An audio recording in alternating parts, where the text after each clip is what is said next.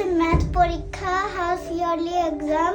তো আজকে হচ্ছে আমি জীবনে প্রথমবার হচ্ছে আমি 2টা বাজে যাচ্ছি পরীক্ষা দিতে। দুপুর আমি প্রথমবার ভাত খেয়ে মানে স্কুলে তো আমি ক্যারাটি করতে যাই, যে তখন মানে ভাত খাওয়ার পর অনেক সময় যাই, কিন্তু আজকে হচ্ছে পরীক্ষা দিতে যাচ্ছি।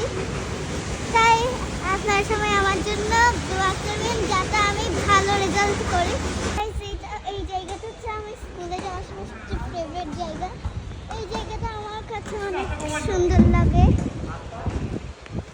আর একটু পরে আমি যাওয়ার সময় ফুল ছিঁড়ে নিব। আরো 2জন যাচ্ছে, আমাদের পিছনেও আরো 2জন যাচ্ছে।